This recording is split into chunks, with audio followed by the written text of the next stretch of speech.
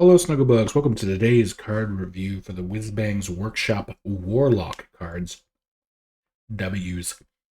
Speaking of W's, as we're going to start with our first common card here, which is an 8-mana 4/4 called Wretched Queen. It has Taunt, and then Death Rattle, it summons Ignorable Knights, which are 4/6 with taunts, and these are all demons. You'll see a theme here with a lot of the Warlock cards as far as like the chessboard and things like that. So you have a Queen that summons your two Knights, and they all have Taunt. Presumably, the idea is to protect your king, right? Now, honestly, 8-mana 4/4, not great. I believe there's some things in the set that cheat out demons. We already know of things in the past that have cheated out big demons. So if you can get this out for cheaper, really good. Honestly, because it all has taunt, it does feel a bit more impactful because what you're really getting here is 12-16 in taunt spread over death rattles and multiple bodies. So if it's not silenced, it's definitely worth this. The stats are worth the points. However, like I said, it's just 8 mana. The initial body at that point probably won't actually kill anything, so it's really the 6/4s, and it's just over time. So you really only get value out of this if you cheat this out early. But if you can, it'll be really strong. Or at least strong. Really strong, I should probably not say about every card, but it's just my opinion. I like when if everything's strong, the game does feel pretty good. It's when only some things are strong, I guess. Next up, we have Table Flip, which is a 10-mana spell that's kind of bringing back a bit of the big demon hand Warlock, because it is deal 3 damage to all enemy minions, then costs 1 less for each other card in your hand. So if you have 10 cards in your hand, it's for each other, so this would cost 1 mana. So it kind of rewards you against aggro for holding on to a bunch of cards, kind of letting them build up, and then you just flip the table. Is the idea. And as you can see, someone's getting mad, playing with the chess pieces, so they flip the table, dealing damage to their opponent and that kind of thing. Honestly, because we've seen things like Prismatic Beam, which I know this is a bit different because it's in your hand, but it's kind of effectively the same thing. It's a very expensive spell that gets reduced if you play into its condition, and it board clears things. I just could see this being played in almost every Warlock deck except for maybe aggro, because then you're playing too many cards. But very, very strong. We have Sketch Artist, a 3-mana 3/3 battlecry, draw a shadow spell, and then get a temporary copy of it. So the temporary copy should only last that turn.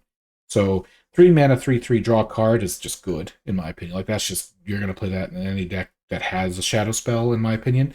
And then the temporary copy, I think, really just comes into play, like, if you draw this later, or if you do want to hold on to it because reasons. Then you get the value of playing the additional copy. Not to mention the spell we just looked at here is a shadow spell, and the temporary copy would count as a card in your hand. So in theory, if you tapped on 2 and played this on 3, you would have what, like 6 cards, 7? No, you wouldn't be able to get this down to 1, but you could try to aim it so if you played this like on 5 or whatever, if you tapped all the way up and you got the table flip, you'd be able to play table flip while keeping a 3/3 on your side of the board, and plus that would be the temporary copy. And so there's definitely some wins to it, but again, just as a 3-mana 3/3 tutor draw, I think is just honestly going to be played in almost everything. Another shadow spell here, to kind of add to that, is a 3-mana shadow spell called Cursed Campaign. Give a friendly minion death rattle, summon 2 copies of this minion, and they're dormant. So it's kind of like the advanced hunter secret that used to summon 2 dormant things after they died. This is just something, like I said, maybe you put Cursed Campaign on that queen that I showed you, because, it is 8, but say you summon it out cheaper, you Cursed Campaign it, it dies, 2 things go dormant. By the time the 2 knights die, maybe the 2 queens pop back up, and you get the point, right? It's kind of like I don't know. I think this could be a bit more iffy, because it's only going to be good, I think, if you have a successful death rattly demon, big demon type thing going on. But in the right deck, this would be strong. But because I don't think it's going to be played in every deck, I would probably rate this a little lower than some of the cards we've seen thus far. Okay, now we have our miniaturized card for the Warlock, which is the 4-mana 4/3 miniaturized tabletop role player, which I love the concept we have with some of these Warlock cards. Battlecry, give a friendly demon +2 attack and immune this turn. So for 4, basically you could make a really aggressive deck with this. Like a lot of zoo style decks used to play a lot of the Argent Squire and the 4/4. I forget his name now, but that would also buff by 2 attack. And I know this is, not that probably because we're not really in the days where that would win too many games. But the fact it also gives it immune means you could either use this as aggressiveness, or if your opponent has like an 8/8, and let's say you have, I don't know, I'm get a perfect example, perfect scenario, you only have a 6 attack minion demon on the board or something, you can give it the 2 attack and make it immune, so you actually get to keep yours. And then the miniaturized version obviously makes it so you can combo that out more later.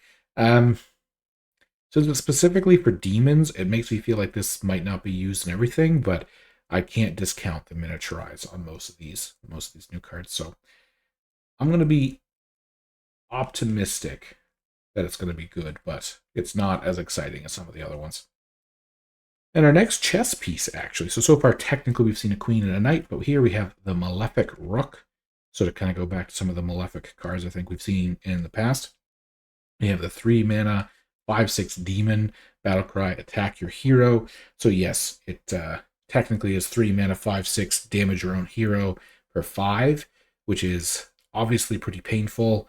But again, that's its battlecry. So if you want to do the thing where you gave it death rattle, summon 2 dormant copies, it kind of adds to be really good stats. We were just talking in our video, which should probably be the one up yesterday, but the 4 mana 7/7 in Shaman, 3 mana 5/6 in Warlock is also up there. Pretty high stats. I think in the right deck, either damage yourself in wild or like demon centric, because then you can buff this by 2 with the card we just looked at here the turn after. Like you could definitely make this work. I do feel like we've seen cards that damage yourself for 5 in standard without the demon seed over the last few years. That just the downside is not worth it. There's some removal stuff even early in the game that might just make this feel like too big of a risk, but you can't discount 5/6 on turn 3. That's just too much stats to really completely ignore. And our first legendary, a little DM here with the DM screen, for those who aren't aware, I guess, with the tabletop genre, we have Game Master Nymm, 5 mana 3/6 battlecry, draw a demon, and then death rattle, swap places with it. So this is kind of what we were talking about, how there's something with the demons, because this would stop your Rook from damaging yourself because it's not battlecry. You get at your queen with this, and any other kind of demons that you're playing from previous sets or from the core set. And then since it swaps places with it, it's always, you're just going to be drawing demons every time. It doesn't have taunt, so they're not going to be forced to kill this. But like, you're going to play it, you're going to draw a demon. Probably build your deck around making it a big demon or the demon with negative battlecry effects. It dies, you play that big demon, this comes back to your hand, your next turn you play it again, draw a demon, right? And it's going to cycle through. Again, I feel like obviously it's going to be limited to how good are demons. The no taunt kind of hurts it a little bit, I'll admit. But I think since there's a lot of cards that would work without this summon and draw engine would be played, I can just see Game Master Nymm being played, even if it's not like your only condition. I do think this would be like I always hate saying this because I don't rate them all, but say a 4-star card, just because there might be some limitations. The no taunt thing, 3/6 for 5 isn't great. I know it draws a card, but for a legendary, you know what I mean? But yeah, I think this is a really interesting cycle effect, kind of like Kangor from Paladin, just without the lifesteal and it's focused on demons. I like it. Then we have Endgame. So again, we're talking about these board games we're playing. Resurrect your last demon that died. So again, we're talking, you get your queen, maybe you trade your queen in, or they killed the queen but not the knights. All of a sudden, this becomes a 2-mana queen that summons your 12, 16 worth of stats, or the 5/6 that just died for 3. You play Endgame, it comes back without dealing 5 damage to yourself. All of a sudden, that starts to look really good too. So I think this is going to be over, like, very strong. I know you don't play it on 2, but considering we're going to have table flip and reasons to build your hand up and things like that, I think Endgame is going to end up being one of those cards that people are very get very salty about how many times they have to fight some of these big demons over and over again. And then we have Crane Game, another game, 9 mana spell, summons copies of 2 demons in your deck. So again, you're talking, okay, maybe we haven't drawn our demons yet. You're building your deck around big demons. I'm going to the perfect scenario every time, so I apologize, but let's say you have 2 queens left in your deck, 9 mana, summons you 2 queens, which is a total of 24, 32 stats with taunt. Pretty good 9 mana card. Only thing is, you don't want to play more than probably 7 or 8 usually, and that's probably even on the high end, big demons in a lot of these decks. So what happens if Crane Game is the bottom 10 cards and things like that? It's kind of iffy. Right on 9, this is probably a really powerful card, but if you go too late, this game becomes kind of weak. So I'm actually not going to rate, I wouldn't rate this one super high because of that. I just feel like there's too much potential that it's not great, I guess, for lack of a better word. It very well is going to prove me wrong, but that's just where I'm at right now. And last but not least, kind of fits with our random wheel from last month, we have the Wheel of Death. But then in 5 turns, you destroy the enemy hero. So you effectively destroy your deck like Jailer, but then if you don't die in 5 turns, but that includes your fatigue, so that's a lot of fatigue damage you're probably going to take, you just win.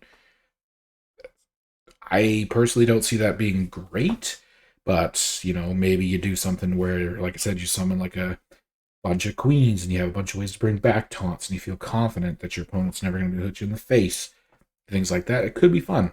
This kind of makes me think of the final, Final, from Yu-Gi-Oh!, where you never know. Some people can get it off and maybe there'll be a deck around it and it's going to be actually one of those like super annoying decks to play against. But as of right now, I think this is more of an interesting concept and less of a viable strategy. But let me know if you want to see it played, because obviously I'm going to give it a shot. You gotta try to win with the Wheel of Death.